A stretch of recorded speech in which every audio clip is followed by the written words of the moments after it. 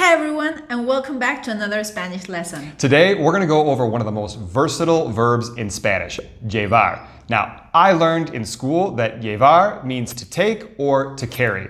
And while that is the most common usage, there are 7 other ways that we can use llevar. So stick with us to the end to improve your Spanish. Number 1, the most common way to use llevar is to carry or to take something or someone from one place to another. Right, like for example, I always take my backpack to school. Siempre llevo mi mochila a la escuela. Can you carry the tray to the table, please? ¿Puedes llevar la charola a la mesa, por favor? Can you take me to the airport? ¿Me puedes llevar al aeropuerto? He took his cat to the vet. Él llevó a su gato al veterinario. Now, quick side note here, sometimes there's a lot of confusion for Spanish students between llevar when it means to take and the verb traer when it means to bring. Now, we've already done a video lesson on llevar versus traer in respect to this, and we'll leave the link to that video in the description below. But basically, we use llevar when moving something away from the speaker's location, taking something or someone somewhere.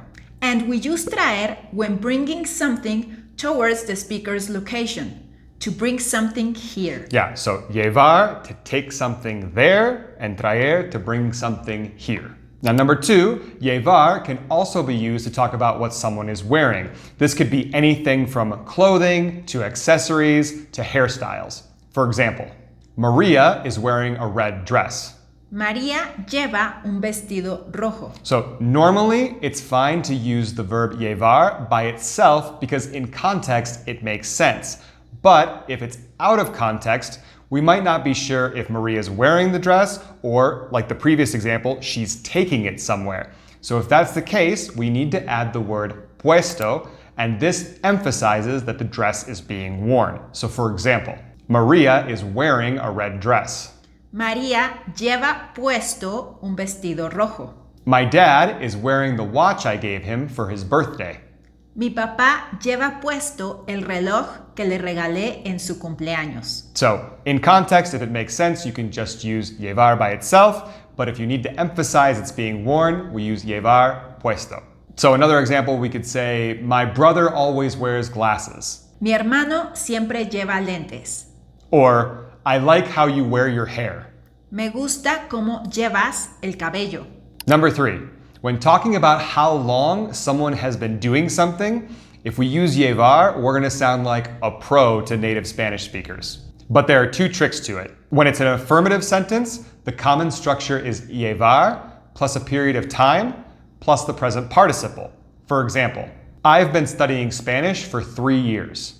Llevo 3 años estudiando español. So we have llevar, llevo, plus a period of time, 3 años, plus the present participle, estudiando. And if we say, we've been traveling for a month. Llevamos un mes viajando. While this is the common structure, you could say, llevamos viajando un mes.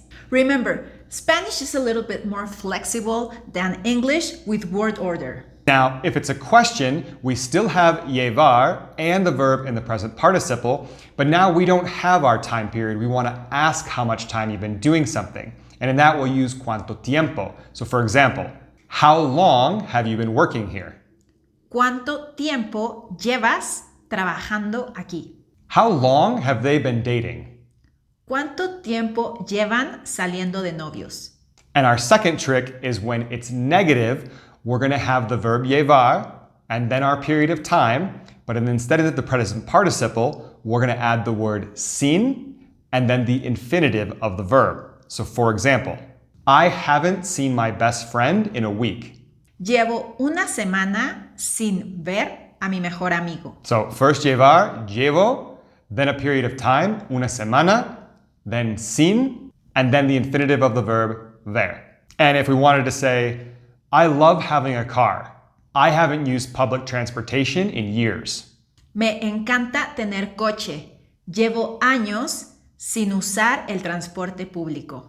Number 4, llevar can indicate that someone is ahead or leading in some way. And this can be used for a competition or in comparing something between two people. For example, our team is 2 points ahead. Nuestro equipo lleva 2 puntos de ventaja. My cousin is 5 years older than me.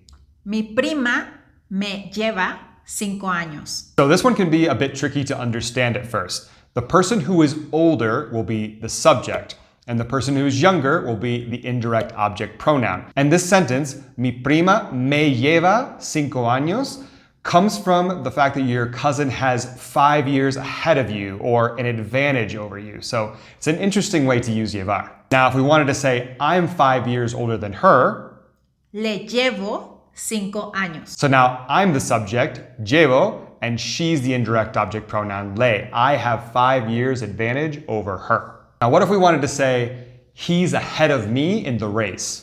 Él me lleva ventaja en la carrera. So this is similar. If we were to just say lleva ventaja, it would be like he's ahead in general. But because the sentence is él me lleva, we're specifying that he's ahead of me. Number 5, llevar is often used to mean to handle, to manage, or to be in charge of something. For example, Carla runs her grandpa's business. Carla lleva el negocio de su abuelo. I manage all the projects as well as 10 employees. Llevo todos los proyectos, así como dirijo a 10 empleados. Now this example is fun because although we're using the same verb in English, manage projects and manage people, in Spanish we can use llevar to manage projects, and we could technically use it to mean to manage people, but it could be confusing because maybe we mean to take employees somewhere. So we change the verb here to be dirigir, to manage people. It's a little tricky. What if we wanted to say, he handles the finances at home? Él lleva las finanzas en casa. Okay, before we get into all our other uses, we want to thank our supporters and members. Your support helps us create lessons like this to improve your Spanish. Yeah, and if you'd like to become a member, check out the links in the description of this video. We have links to Patreon memberships, to YouTube memberships, to buy me a coffee, so it's really easy to sign up or to donate to our channel. Also, if you haven't yet, please give this video a like, subscribe to the channel, and share this video so that our Spanish lessons can reach more and more students. Thank you so much. Okay, number 6. We use llevar when talking about what ingredients a dish contains. Right. For example, does this dish have garlic? Este platillo lleva ajo. I can't eat that cake because it has chocolate and nuts. No puedo comer ese pastel porque lleva chocolate y nueces. The salad has lettuce, tomato, and avocado.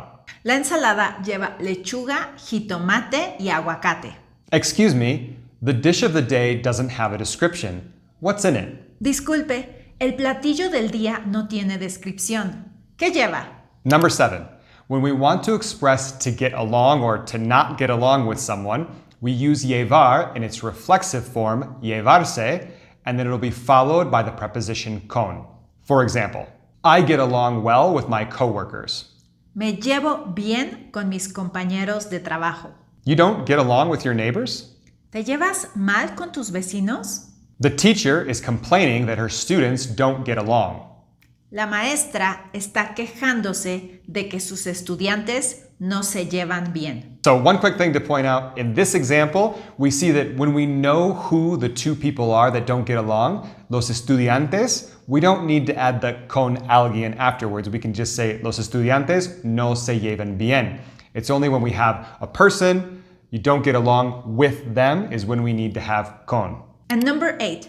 In some cases, llevarse in its reflexive form can mean to take something away or to steal something. For example, the wind took my hat away.